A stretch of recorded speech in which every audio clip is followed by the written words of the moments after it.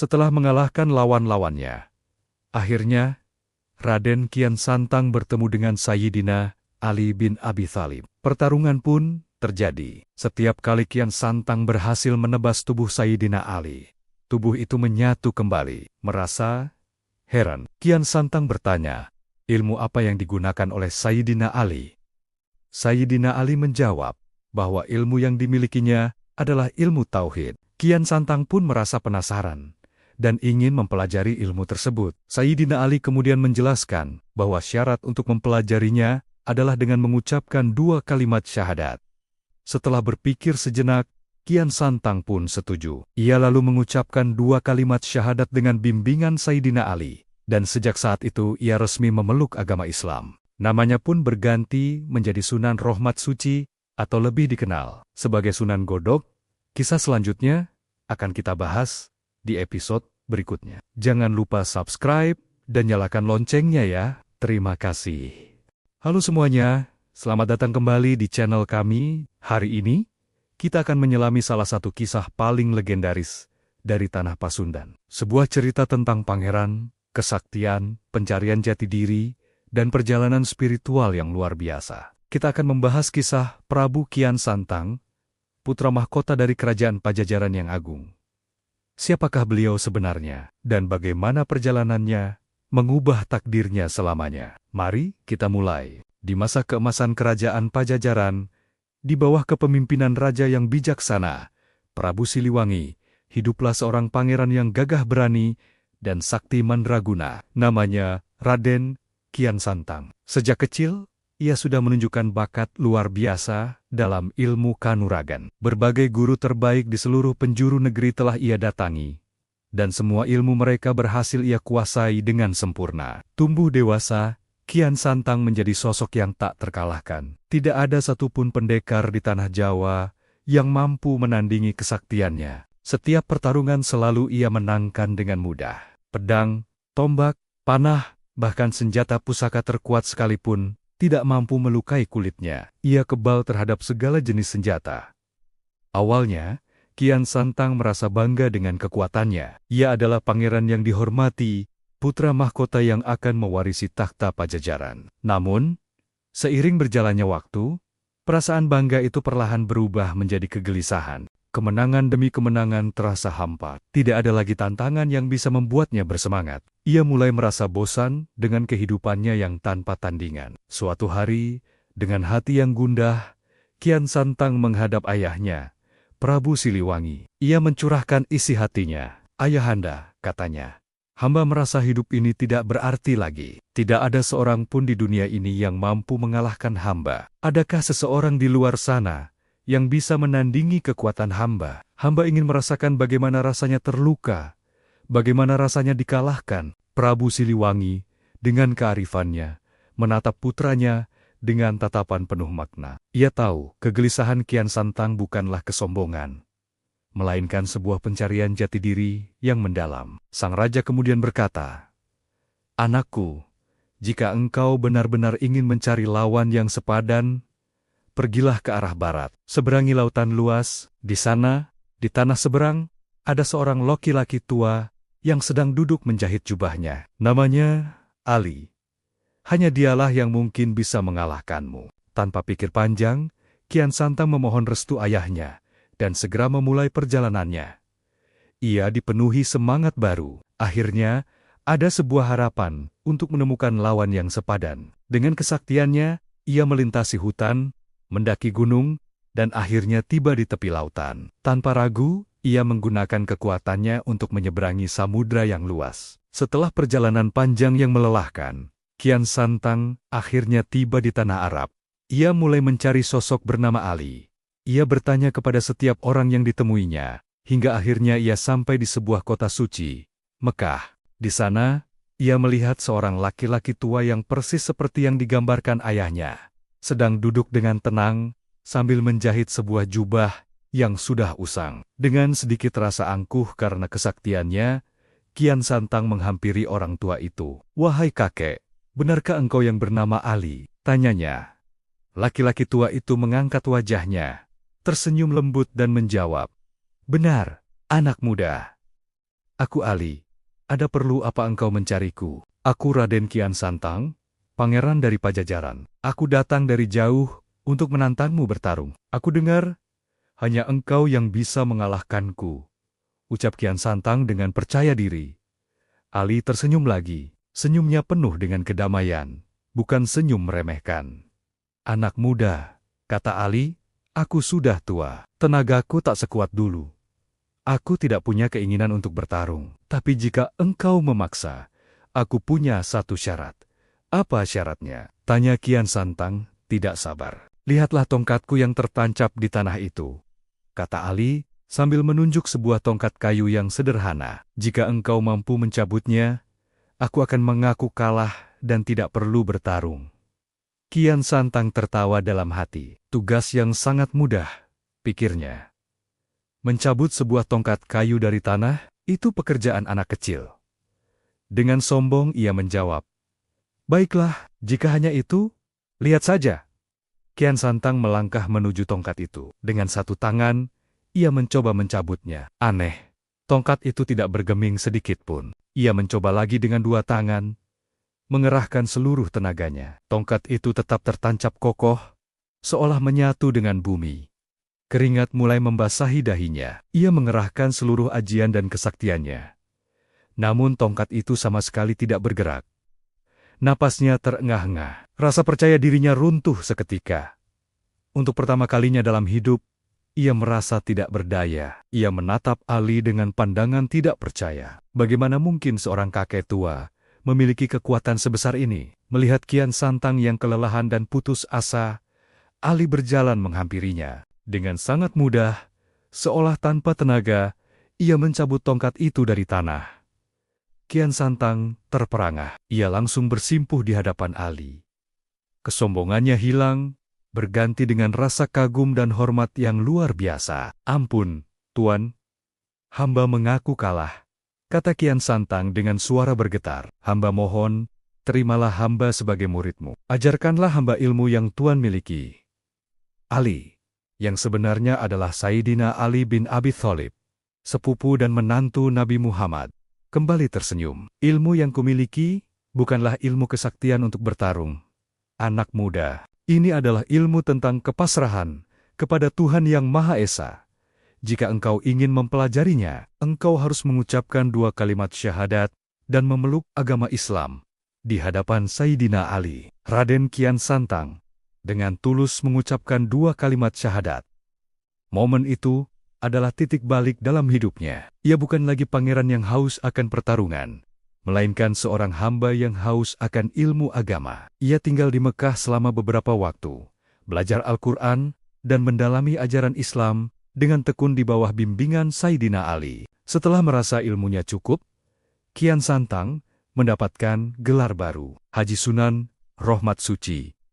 Ia kemudian merasa terpanggil untuk kembali ke tanah kelahirannya, bukan untuk merebut tahta, tetapi untuk menyebarkan ajaran Islam yang damai kepada keluarganya dan rakyat Pajajaran. Namun, setibanya di Pajajaran, misinya tidak berjalan mulus. Ayahnya, Prabu Siliwangi, dengan tegas menolak untuk meninggalkan kepercayaan leluhur. Prabu Siliwangi sangat mencintai putranya, tetapi ia juga sangat teguh pada keyakinannya. Terjadilah sebuah dilema besar. Di satu sisi, Kian Santang sangat menghormati dan mencintai ayahnya. Di sisi lain, ia memiliki kewajiban untuk menyebarkan ajaran yang ia yakini benar. Kisah menceritakan bahwa Kian Santang mencoba berbagai cara untuk meyakinkan ayahnya. Namun, Prabu Siliwangi tetap pada pendiriannya. Puncaknya adalah ketika Prabu Siliwangi, untuk menghindari konfrontasi lebih lanjut dengan putranya, dan juga pasukan dari Cirebon dan Demak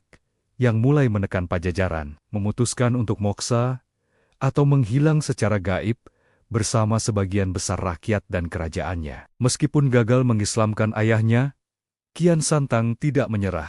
Ia melanjutkan dakwahnya di wilayah Jawa Barat, khususnya di daerah Garut.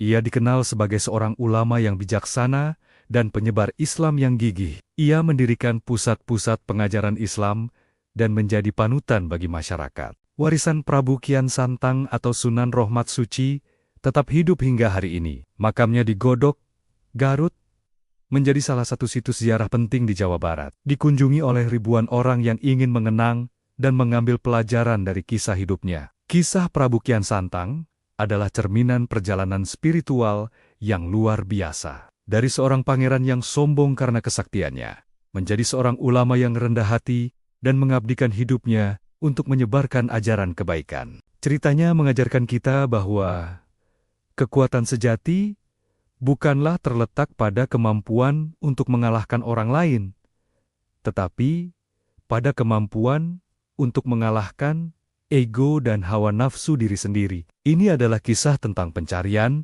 penemuan, dan transformasi. Itulah kisah menakjubkan dari Prabu Kian Santang, sebuah legenda yang tak lekang oleh waktu, memberikan kita banyak pelajaran berharga tentang kehidupan. Bagaimana menurut kalian? Adakah versi lain dari cerita ini yang kalian tahu? Tulis di kolom komentar ya. Terima kasih sudah menonton sampai akhir. Jangan lupa untuk like, komen, dan subscribe, agar kalian tidak ketinggalan cerita-cerita menarik lainnya dari kami. Sampai jumpa di video berikutnya. Setelah mengalahkan lawan-lawannya di tanah Pasundan, Prabu Kian Santang merasa tidak ada lagi yang bisa menandingi kesaktiannya. Rasa sombong mulai menyelimuti hatinya. Ia pun bertanya kepada ayahnya, Prabu Siliwangi, siapa gerangan orang yang bisa mengalahkannya? Sang Prabu Siliwangi, dengan kebijaksanaannya, tahu bahwa putranya sedang diuji oleh kesombongan. Ia pun memberi petunjuk agar Kian Santang pergi ke tanah Mekah untuk mencari seseorang bernama Sayyidina Ali. Menurut sang Prabu, hanya Sayyidina Ali yang mampu menandingi kesaktian Kian Santang. Tanpa berpikir panjang, dengan semangat yang membara, Kian Santang berangkat menuju Mekah. Ia ingin membuktikan bahwa dirinya lah yang terhebat. Perjalanan menuju Mekah bukanlah hal yang mudah. Namun dengan kesaktiannya, Kian Santang berhasil tiba di sana. Ia langsung mencari orang yang bernama Sayyidina Ali. Bertemu dengan seorang pria tua yang sedang menancapkan tongkatnya di tanah. Kian Santang bertanya dengan nada angkuh, "Wahai orang tua, apakah kau tahu di mana aku bisa menemukan Sayyidina Ali? Aku datang jauh-jauh dari tanah Pasundan untuk menantangnya bertarung." Pria tua itu tersenyum lembut dan menjawab, "Anak muda, untuk apa kau mencarinya? Apakah kau punya urusan penting dengannya?" Kian Santang dengan sombongnya menjawab, "Aku ingin menguji kesaktiannya. Kudengar hanya dia yang bisa menandingiku." Pria tua itu kembali tersenyum, lalu berkata, "Baiklah, sebelum bertemu dengannya, coba kau cabut dulu tongkat yang kutancapkan ini. Jika kau berhasil, aku akan memberitahumu di mana Sayyidina Ali berada." Merasa diremehkan, Kian Santang tertawa. Mencabut sebatang tongkat tentu bukan hal yang sulit baginya. Dengan sekali tarikan, ia yakin tongkat itu akan terangkat. Namun, alangkah terkejutnya Kian Santang. Ia mengerahkan seluruh tenaganya. Namun tongkat itu tak bergeming sedikit pun. Keringat mulai membasahi tubuhnya. Wajahnya memerah karena menahan tenaga. Ia mencoba lagi dan lagi. Menggunakan semua ajian dan kesaktian yang ia miliki. Tanah di sekeliling tongkat itu sampai amblas, namun tongkat itu tetap kokoh tertancap. Napas Kian Santang terengah-engah. Ia akhirnya menyerah. Dengan rasa malu dan penasaran, ia bertanya kepada pria tua itu, "Siapakah engkau sebenarnya, wahai orang tua? Kesaktian apa yang kau miliki, hingga tongkat ini tak bisa kucabut?" Pria tua itu kembali tersenyum dengan penuh wibawa, dan menjawab, "Akulah orang yang kau cari. Akulah Ali." Bagai disambar petir di siang bolong, Kian Santang terdiam 1000 bahasa. Orang yang selama ini ia cari dengan angkuh untuk ditantang, ternyata adalah pria tua yang dengan mudahnya membuatnya tak berdaya hanya dengan sebatang tongkat. Rasa sombongnya seketika runtuh, berganti dengan rasa kagum dan hormat yang luar biasa. Ia langsung bersimpuh di hadapan Sayyidina Ali, memohon ampun atas kelancangannya. Sayyidina Ali mengangkat tubuh Kian Santang dan berkata, "Bangunlah, anak muda. Kesaktian sejati bukanlah untuk disombongkan, melainkan untuk digunakan di jalan kebaikan. Ingatlah, di atas langit masih ada langit." Perkataan itu menusuk kalbu Kian Santang. Ia sadar betul akan kesalahannya. Sejak saat itu, Kian Santang memutuskan untuk berguru kepada Sayyidina Ali.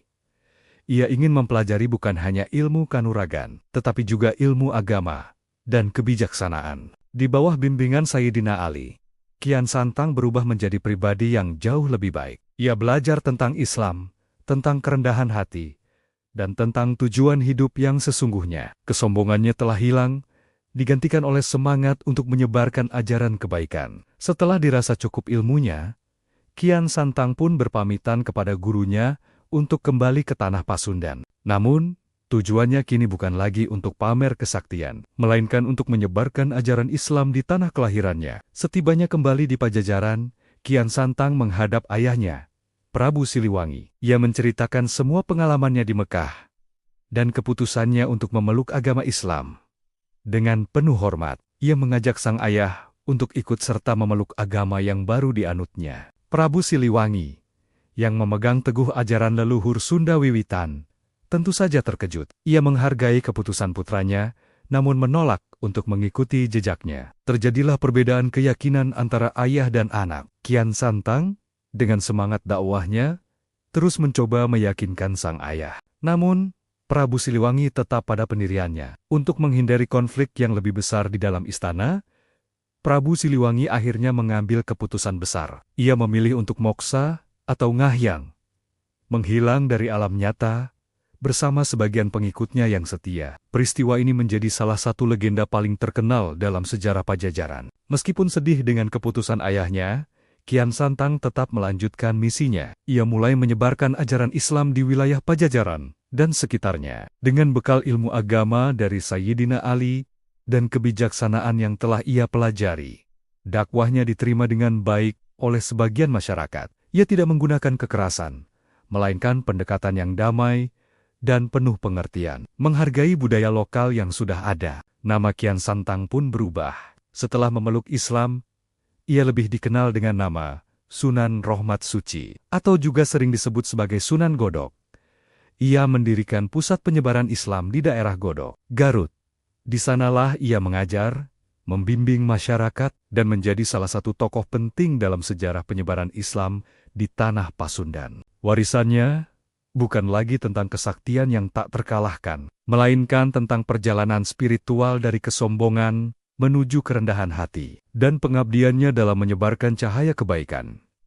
Kisah Prabu Kian Santang mengajarkan kita banyak hal, bahwa kesombongan adalah awal dari kejatuhan, dan ilmu sejati akan membawa kita pada kerendahan hati. Perjalanannya dari seorang pangeran sakti yang angkuh menjadi seorang ulama yang bijaksana adalah bukti transformasi luar biasa yang bisa terjadi ketika seseorang membuka hati untuk kebenaran. Hingga kini, makamnya di Godok, Garut, masih ramai diziarahi, menjadi pengingat akan jejak sejarah seorang pangeran Pajajaran yang menemukan jalan sucinya. Terima kasih sudah menyimak kisah Prabu Kian Santang bagian kedua ini. Jangan lupa untuk like, komen, dan subscribe agar tidak ketinggalan video-video kami selanjutnya. Sampai jumpa.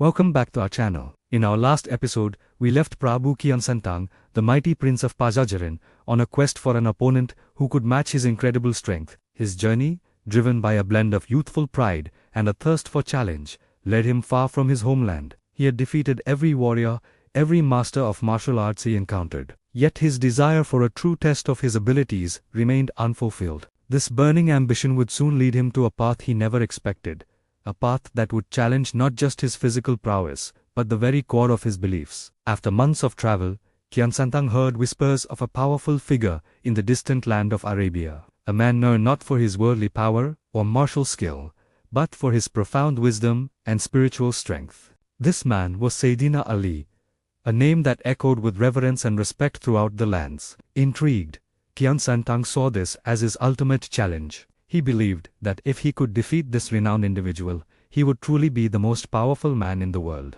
With this goal set, he embarked on the long and arduous sea voyage to Mecca. Upon arriving in the holy city, Kian Santang, with his characteristic confidence, immediately sought out Sayyidina Ali. He found him not in a grand palace or a fortress, but in a place of quiet contemplation. The air around Sayyidina Ali was serene, a stark contrast to the restless energy that Kian Santang carried. Without wasting any time, Kian Santang announced his purpose, challenging Sayyidina Ali to a duel. He declared his name, his lineage as the son of Prabu Siluwanji, and boasted of his undefeated record. Sayyidina Ali, with a calm and gentle demeanor, looked at the young prince. Instead of accepting the challenge outright, he proposed a simple test. He took his walking stick and planted it firmly into the ground. "Young prince," he said, his voice steady and kind, "if you can pull this stick from the earth, I will acknowledge your strength. But if you cannot, then you must accept my guidance and become my student." Khian Santang scoffed at the simplicity of the challenge. A mere stick in the ground, for someone who could uproot giant trees, this seemed like child's play. Filled with confidence, Khian Santang grasped the walking stick with both hands and pulled. Nothing happened. The stick didn't budge. He pulled again, this time with all his might, his muscles straining, veins popping on his forehead. The stick remained rooted to the spot, as if it were a part of the mountain itself. He tried again and again, summoning every ounce of his legendary strength, the same power that had felled countless opponents. But the simple wooden stick refused to move even a fraction of an inch. Days turned into a week. Khian Santang was exhausted, his body aching and his spirit bewildered. His hands were raw and bleeding from his relentless efforts. For the first time in his life, Prabu Khian Santang was faced with a challenge he could not overcome with physical force. This simple, immovable stick became a symbol of a power far greater than anything he had ever known. His pride began to crumble, replaced by a dawning sense of humility and awe. He was confronting a power that was not of muscle and bone, but of a different, deeper source. Finally, defeated and humbled, Khian Santang collapsed at the foot of the stick. He looked up at Sayyidina Ali, his eyes no longer filled with arrogance, but with desperation and a plea for understanding. He admitted his defeat. He could not move the stick. True to his word, he bowed before Sayyidina Ali and asked to become his student. This moment marked a profound turning point in Khian Santang's life. The proud warrior prince was about to embark on a new journey, not of conquest, but of spiritual discovery. Sayyidina Ali accepted him with a warm smile. He then walked over to the walking stick and, with a gentle touch, lifted it effortlessly from the ground. Khian Santang watched in utter astonishment. The display wasn't one of strength, but of grace and profound connection to a higher power. Sayyidina Ali began to teach Khian Santang about Islam, not through force or command, but through wisdom, patience, and logic. He explained the concept of Tawhid, the oneness of God, and how true strength comes not from the self, but from submission to the Almighty. For Khian Santang this was a revelation. He had spent his life cultivating his own power, believing himself to be the source of his invincibility. Now, he was learning that all power, all creation, originated from a single, divine source. He learned the Shahada, the declaration of faith, and with a heart full of newfound conviction, Khian Santang embraced Islam. His old identity as the invincible prince began to fade, replaced by a new one, a humble servant of God.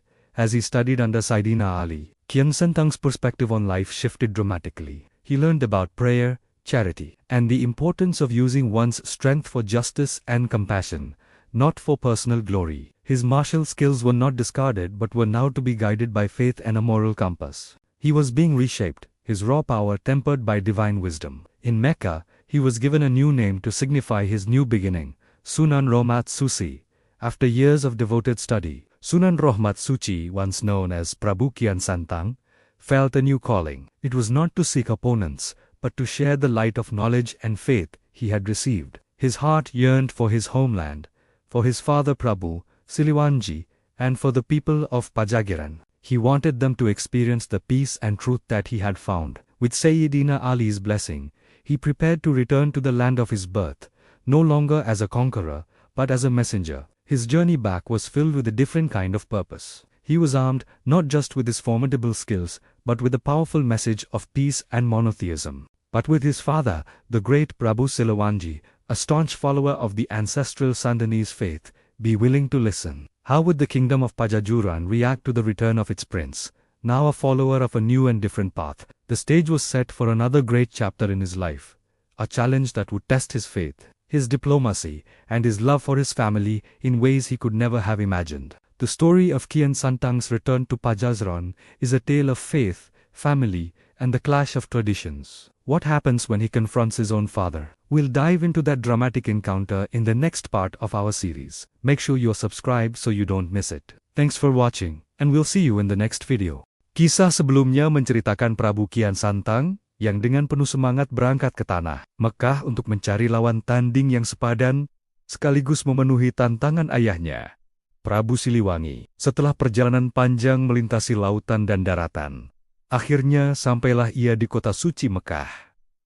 Namun, sesampainya di sana, ia tidak langsung menemukan orang yang bisa menandingi kesaktiannya. Setiap kali ia memamerkan ilmunya, orang-orang justru terpana dan ketakutan, bukan menantangnya bertarung. Merasa kecewa dan sedikit kebingungan, Kian Santang menancapkan tongkatnya di tengah alun-alun kota Mekah.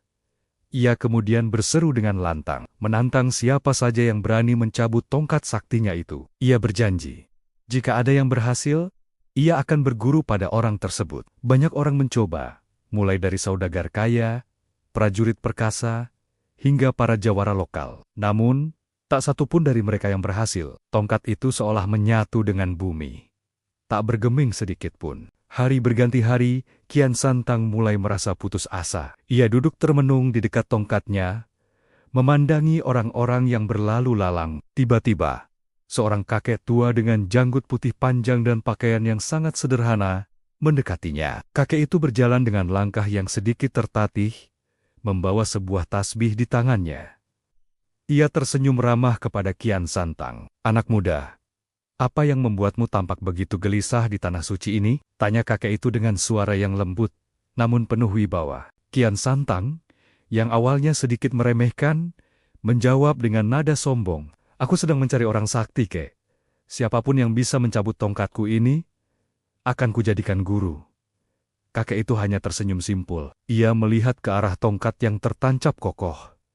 Tanpa banyak bicara, ia mendekati tongkat itu. Dengan gerakan yang sangat ringan, seolah tanpa tenaga sama sekali, ia mencabut tongkat itu dari tanah. Kian Santang terbelalak, matanya tak percaya. Orang-orang di sekitarnya pun terperangah. Tongkat yang tak bisa digoyahkan oleh puluhan orang kuat, kini tercabut begitu mudahnya oleh seorang kakek tua. Seketika itu juga, kesombongan Kian Santang runtuh. Ia langsung bersujud di kaki kakek itu, mengakui kehebatannya. "Ampun guru, aku mengaku kalah. Sesuai janjiku, aku akan menjadi muridmu."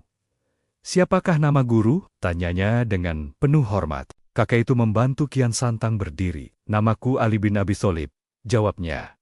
Kian Santang terkejut bukan main. Nama itu sangat ia kenal. Ali bin Abi Thalib adalah sahabat, menantu, sekaligus sepupu Nabi Muhammad SAW. Seorang kesatria legendaris dalam sejarah Islam yang terkenal dengan keberanian, kebijaksanaan, dan ilmunya yang sangat dalam. Di hadapan seorang manusia agung, Kian Santang merasa dirinya begitu kecil dan tidak berarti. Ia menyadari bahwa kesaktian yang selama ini ia banggakan tidak ada apa-apanya dibandingkan dengan kekuatan iman dan ilmu yang dimiliki Sayyidina Ali. Mulai saat itu, babak baru dalam kehidupan Kian Santang pun dimulai. Sayyidina Ali tidak mengajari Kian Santang ilmu kanuragan atau kesaktian seperti yang ia harapkan. Sebaliknya, beliau mulai mengajarkan Kian Santang tentang ajaran Islam yang sesungguhnya, tentang tauhid, tentang keesaan Allah, tentang akhlak mulia, dan tentang tujuan hidup seorang manusia. Awalnya, Kian Santang merasa bingung. Ia datang Jojo untuk mencari lawan, bukan untuk belajar agama. Namun, karisma dan kebijaksanaan Sayyidina Ali perlahan-lahan membuka mata hatinya. Ia mulai menyadari bahwa kekuatan sejati bukanlah terletak pada kemampuan fisik atau ilmu gaib, melainkan pada ketakwaan dan kedekatan diri kepada Sang Pencipta. Setiap hari, Kian Santang belajar mengaji, syalat, dan mendalami makna Al-Quran di bawah bimbingan langsung Sayyidina Ali. Suatu hari, Sayyidina Ali menatap Kian Santang dengan serius. "Anak muda,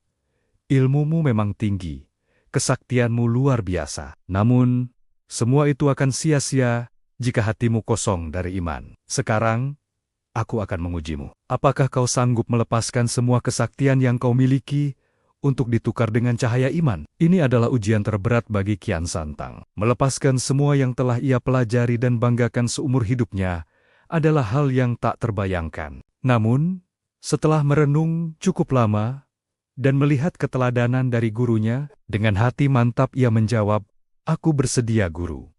Aku serahkan diriku sepenuhnya untuk mempelajari jalan kebenaran."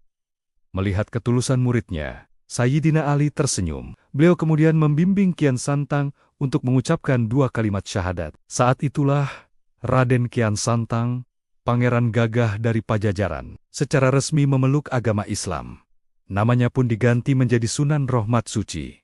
Sebuah nama yang melambangkan kelahirannya kembali sebagai manusia yang disucikan oleh rahmat Tuhan. Setelah memeluk Islam, perjalanan spiritual Kian Santang semakin mendalam. Ia tidak lagi memikirkan kesaktian atau mencari lawan tanding. Fokusnya kini sepenuhnya tertuju pada ibadah dan menuntut ilmu agama. Ia menjadi murid yang sangat tekun dan cerdas. Dalam waktu yang relatif singkat, ia berhasil menguasai berbagai cabang ilmu agama Islam.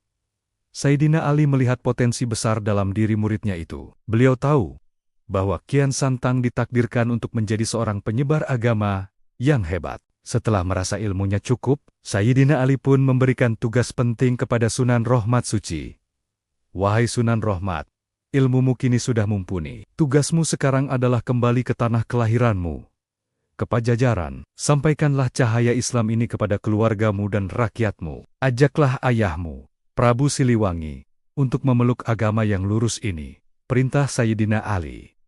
Mendengar perintah itu, hati Kian Santang bergetar. Ia tahu ini bukanlah tugas yang mudah. Ayahnya adalah seorang raja besar yang memegang teguh ajaran leluhur Sunda Wiwitan. Mengajaknya untuk berpindah keyakinan sama saja dengan menantang sebuah gunung yang kokoh. Namun, sebagai seorang murid yang patuh dan seorang muslim yang taat, ia tidak punya pilihan selain menerima tugas mulia tersebut. Dengan bekal ilmu, iman yang kokoh, dan doa dari sang guru, Kian Santang atau Sunan Rohmat Suci pun mempersiapkan diri untuk kembali ke Pajajaran. Namun sebelum berangkat, Sayyidina Ali memberinya sebuah benda pusaka sebagai bekal perjalanan, yaitu sebilah pedang yang kelak dikenal dengan nama pedang Zulfikar. Replika dari pedang legendaris milik Sayyidina Ali sendiri. Pedang ini bukan hanya sebagai senjata, tetapi juga sebagai simbol amanah dan perjuangan di jalan Allah. Perjalanan pulangnya tidak kalah berat dengan perjalanan saat ia berangkat. Ia harus menghadapi berbagai rintangan dan godaan di sepanjang jalan. Namun kali ini, ia menghadapinya bukan dengan kesombongan dan kekuatan fisik, melainkan dengan kesabaran, doa, dan tawakal kepada Allah. Akhirnya, setelah perjalanan yang panjang, sampailah Sunan Rohmat Suci di gerbang keraton Pajajaran. Penampilannya sudah jauh berbeda. Tidak ada lagi Pangeran Kian Santang yang angkuh dengan pakaian kebesarannya. Yang ada hanyalah seorang pemuda sederhana dengan jubah dan sorban, memancarkan aura ketenangan dan kebijaksanaan. Para penjaga gerbang sempat tidak mengenalinya. Namun, setelah ia menyebutkan namanya, kabar kembalinya sang pangeran pun menyebar dengan cepat ke seluruh istana. Prabu Siliwangi, yang sudah lama merindukan putranya, segera memerintahkan agar Kian Santang dihadapkan kepadanya. Pertemuan antara ayah dan anak itu pun terjadi. Sebuah pertemuan yang akan menentukan nasib kerajaan Pajajaran. Prabu Siliwangi terkejut melihat perubahan besar pada putranya. Ia bertanya apa saja yang telah dialami Kian Santang selama di Mekah. Dengan penuh hormat dan tutur kata yang lembut, Kian Santang menceritakan pertemuannya dengan Sayyidina Ali, dan bagaimana ia akhirnya menemukan kebenaran sejati dalam ajaran Islam.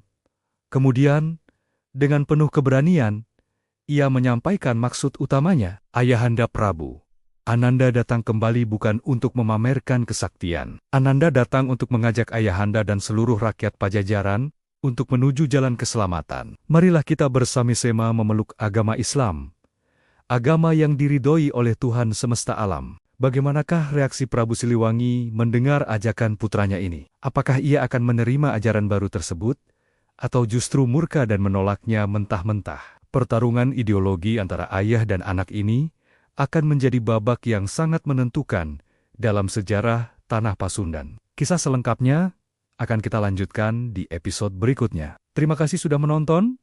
Jangan lupa untuk like, komen, dan subscribe agar tidak ketinggalan kelanjutan ceritanya. Sampai jumpa.